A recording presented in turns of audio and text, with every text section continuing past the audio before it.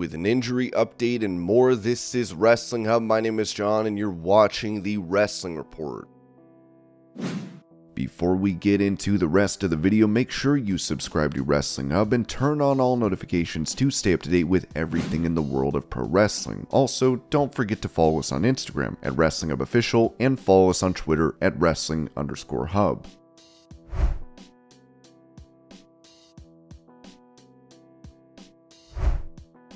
On his My World podcast, Jeff Jarrett talked about TNA having meetings with Goldberg to negotiate a signing, as he said, not at this point. Dixie Carter had a lunch with him several years later that I think you could classify on Dixie's part for sure, substantially. I don't think on Bill's part. Bill made a lot of money in WCW and made a lot of money at WWE. Bill's a businessman first and foremost. I never viewed any of the conversations with Bill as substantial, strictly off of there isn't enough money for Bill to come.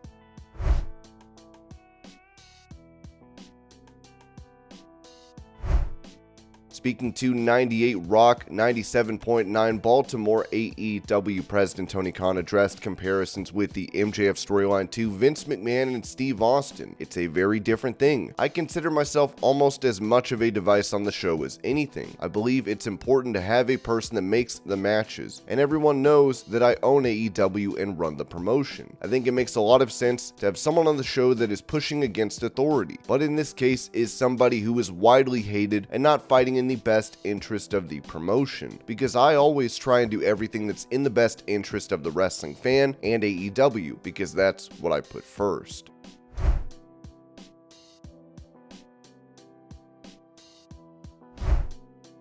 During an interview with BT Sport after his Royal Rumble win, Cody Rhodes talked about his injury he suffered prior to Hell in a Cell last year, saying, "I was embarrassed. I really was. I was on top of my game. All the measurables of this is working, we're selling this, people are tuning in, I'm doing it. Then I got hurt bench pressing at my gym. Probably a lot of wrestling was involved in that, but I didn't know. I was just embarrassed. I'm really sorry. I am. I didn't want to leave. I had almost a 30-minute match and then had to go get surgery. I was embarrassed. That was one time where I thought, I'm worried now. Maybe I don't have it. Everyone has doubts, even the most confident people. Maybe I didn't have it. I'll tell you two people that really kept me in check. Nick Khan and Bruce Prichard. I don't know why they have reputations. They've been nothing but angels to me. Nick and Bruce don't see Dusty Rhodes when they see me. They see me. That's big. That's big with me. They kept me on and never told me, you're going to do this. This is going to happen. Just get better. Get well. We need you back. We're going to go for it. But we never talked about what it was. To be able to come back and punch this ticket, thank God. Just have to stay healthy.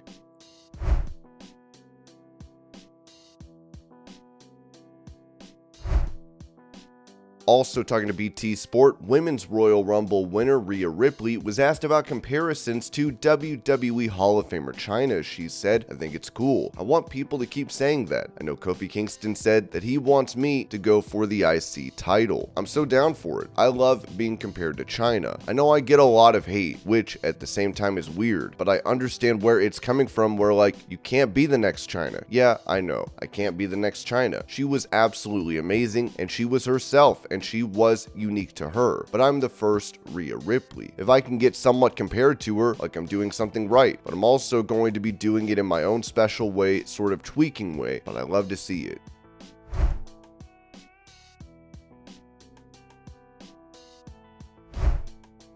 Former WWE writer Chris Dunn talked about drafts in the company recently and how they can change, telling the Public Enemies podcast, "Every year I was there, it completely varied. It's like those are the highest level of conversations. Now, there have been ones where it's been planned out months in advance. There have been ones that change even the day of, but usually this is how you want to do it. You pick your top man and woman from each brand, and then you pick their opponents for the year, like what are fresh matches, and kind of go from there."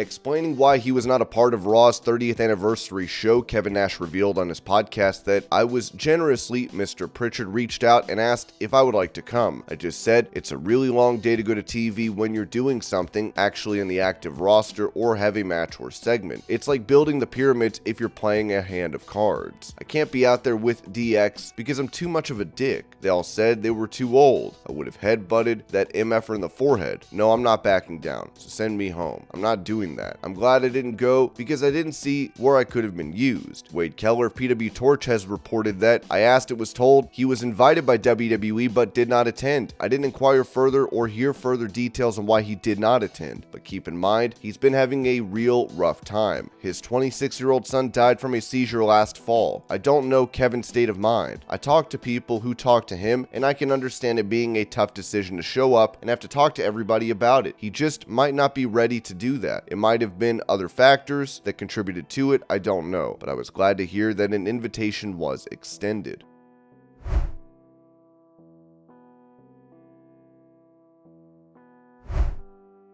Speaking of comicbook.com, Kenny Omega revealed that he is recovering following his New Japan match against Will Ospreay. I would say before the Best of 7 series in the Tokyo Dome, I was feeling pretty good, and after completing the Best of 7 series, which culminated in a ladder match, and barely being removed from the match that I did with Will Ospreay at Wrestle Kingdom, it was kind of a slap in the face from reality being like, hey, don't go thinking you're 100% again. We just let you think that for a couple of weeks. This is your new 100%, so get used to it, kid. That was the crashing back down to reality moment for me. Like, okay, I did it. I survived. I'm really proud of this work, but oh boy, it's going to take a while to recover. It wasn't like a give me a 24-hour kind of thing. It's been over a week and I'm still feeling it.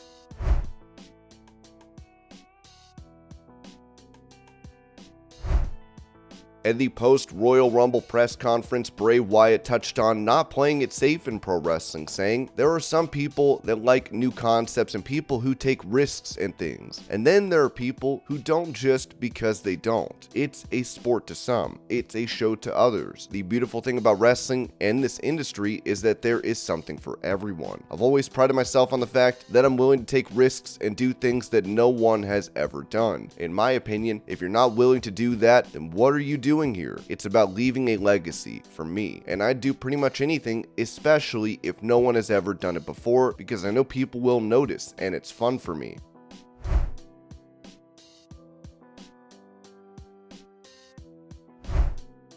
Talking about the schedule of WWE Chairman Vince McMahon since his return to the company, Dave Meltzer noted on Wrestling Observer Radio, I was talking to somebody there pretty high up who said the only difference is that he's at the office at 5. It's not like he is there all night like he used to be. He leaves. He is mostly working on the sale. Does he have his fingers in other pots? Of course, he does. But he's not, whatever he's doing at night, whatever he used to be adrenalized by business and always wanted to work, maybe this is a good thing for him at this stage of life because he had no other things he'd enjoy. He'd find stuff to do. It's like with me, there's never an ending to work. You never catch up when you're in his position or mine. You just do the best you can. So if he's leaving, it tells me that he has something going on that is important to him, which is a good thing for him.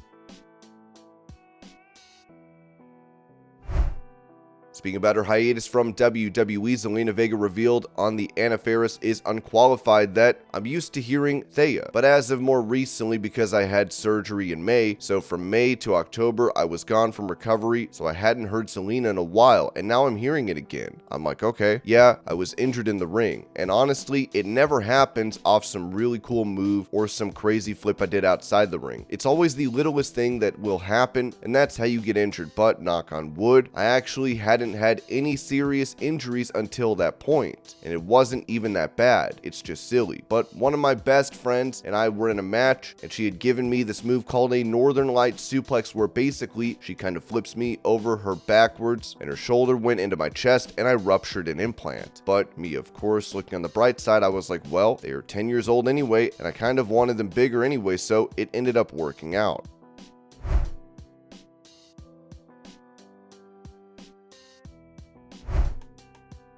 Mentioning his angle with the Bloodline, Sami Zayn noted how he was kept separate on screen from Roman Reigns. I can't say because I genuinely do not know, but I know before Triple H was on creative, I never got on screen with Roman. Then when Triple H did get on creative, I finally did get on screen with Roman. Whether that's a coincidence, because like I said, the first time I finally did get on screen with Roman, which took the story to the next level, happened to be a lot of stars lining up. The Usos weren't there, Heyman wasn't there, it was in Montreal, all of these things. Would that have happened if Hunter wasn't in charge? I don't know. All I know is I can definitely point to the time he wasn't in charge and say I was kept away from being on screen with Roman. Then once he was in charge, all of a sudden, I'm on screen and it's allowed to breathe and see where it goes. Because if I do get on screen with Roman and we start doing stuff with the Usos and all of that, it's not really working, then okay, you go somewhere else. But because it started to work, it got room to breathe, as it breathed, it grew. Whether that would have happened without him, I don't know, but probably not.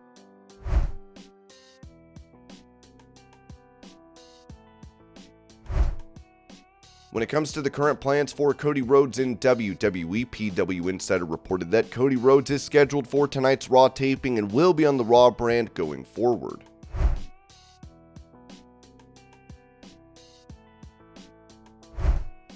With Rey Mysterio reportedly not taking part in the Royal Rumble due to an injury, PW Insider added that the word yesterday morning was that Mysterio was banged up from his match the night before on SmackDown, but was okay. It was back and forth as to whether he would perform at the Rumble, where he was slated to shoot an angle with Dominic to help build to a singles match at WrestleMania. In the end, they ran an angle where Rey never appeared for his Rumble slot, and instead, Dominic was the next competitor, wearing Rey's mask and tearing it up. The implication was that Dominic had attacked Rey.